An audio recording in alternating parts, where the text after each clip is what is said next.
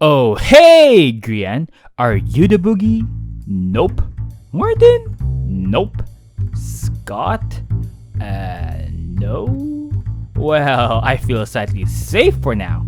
Surely the boogeyman will stop someone early on and keep up the threat of having the boogie for like a few more minutes, right? I mean, who does that? Me? Yeah. Wait, what? Bruh. Hey, Skizzle! Want to join our group and stay in my very warm cave? Huh? I mean, sure, but they just chose the boogeyman again. Surely it's not you guys, right? Nope. No. Oh, great. Surely the next boogeyman won't target me since I died last time, right? I'm having a real bad day right now, and killing me again will just be like an icing on the cake. So, anyway, I feel like we guys bond together, right? Yeah, and you all both have similarities. Yeah, so how about we make this like some sort of an alliance by making this like a family and have Cleo as our mom. Sounds great, right? Yeah! Wait, what? Dad! Nope. Aw.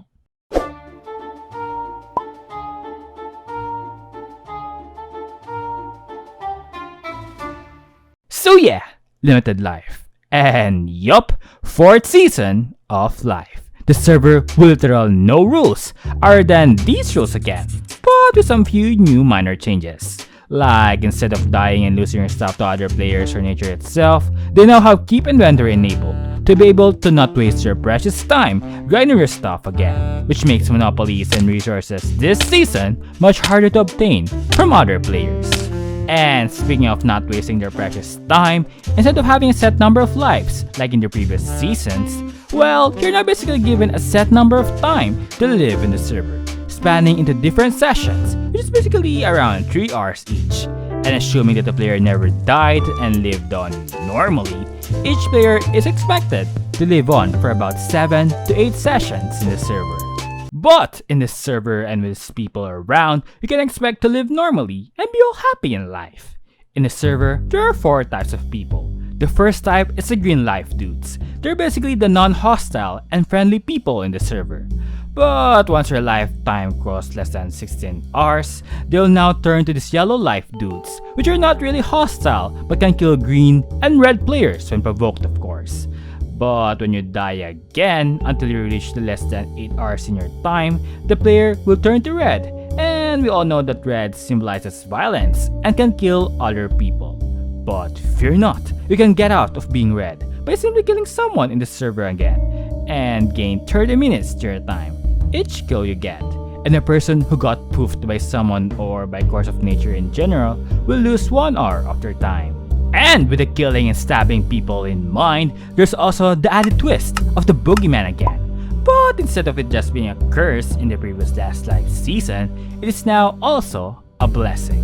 Imagine being the boogeyman, you'll be like, oh no. But then you realize that you can gain an extra amount of time, specifically 1 hour, by being able to successfully kill someone in the server, while the person that got killed will lose 2 hours.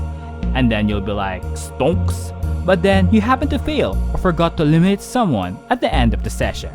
And there it starts to become a curse that it will turn this person to the next tier of life, which will be either yellow and then red. Well, anyway, with the new server rules and game modes out of the way, let's move on what is happening to the server itself, specifically the alliance and factions formed in sessions 1 and 2, starting with the most wholesome and chaotic family, the Clockers. Hey mom, can you burn the mansion? No. Please? Maybe? Please? Okay, fine. Yay! Arson. So, this group is composed of Cleo, the declared tired mom, Bdubs with his obsession of clocks, and Scar, being Scar. Scar! Your clothes! Yes, mom. Their dynamic this season is pretty much being a family, with Bdubs and Scar as his chaotic siblings, where Cleo trying to keep it all together. They are settling in what they call the Entertainment Mountain, or now known as The Rock, which is basically at spawn, and when players died elsewhere, they'll respawn in this very mountain and get mocked by the clockers. And with this in mind, they're on their pursuit of not allowing beds in the server. Wow! As they want to humiliate their deaths in the mountain of entertainment itself. In their family, they also treat Etho as their unofficial dad, who is scared and quarrels with their mom all the time when he happens to be visiting or stealing their cows. Mom, no! Speaking of Etho, next up we have the TIES, or Team Ties, with their very fancy ties. I'm the only one with a tie. This group may look familiar and is a throwback to Last Life, with Team Best composed of about the same members but with no Bdubs, and instead replaced with Impulse. Bruh. Anyway, this group is pretty much composed of the Redstoners in the server, which when grouped together, they can be pretty dangerous with all the traps they can make. They are settling beside the ocean in their Ties Tower, and with Etho building a mob farm nearby. Skizzle Man on day 2 was the very first yellow life dude in the series, and him being yellow is now allowed to off someone's head and basically get revenge, the people who Boogie killed him in day 1. Hey Grian, are you a bad boy? Me?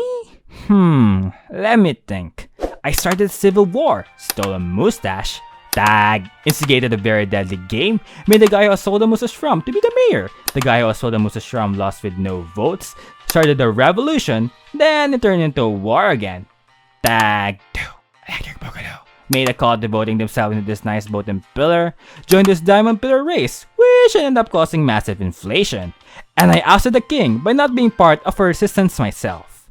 Oh, and also made this server dedicated to causing mischief and violence in a weekly basis. Does that count? What do you think, lad? That's very Chad, boy. Next up, we have the Bad Boys. Oh, I mean, the Bad Boys. This group is composed of Jimmy, who usually dies first, Joel, who loves lore, I love lore, and also this random guy right here. These lads who do bad boy things, like digging straight down, is kinda a boy band, with their very own rad shades, Chad outfits, dad buns, living in this not so grand anymore mansion, and a very bad base, which is made of grain. Wow, I mean the grain as their source of bread, making it the BIgB, or the Bad Boys Bread Bridge.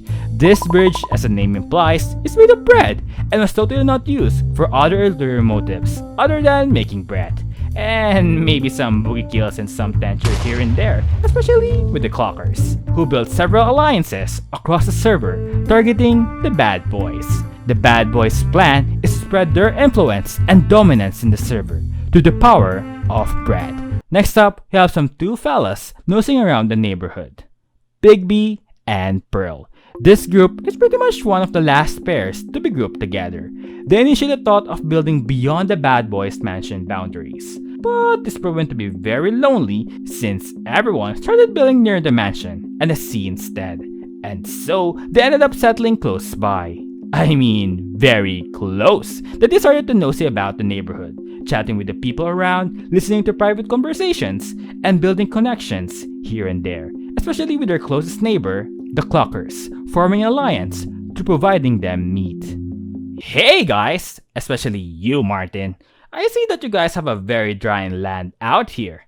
Want some grass in exchange for, Tilly? Oh yeah, Tilly. Well, he's right here. Where? Yeah. Well, you see, I cremated her.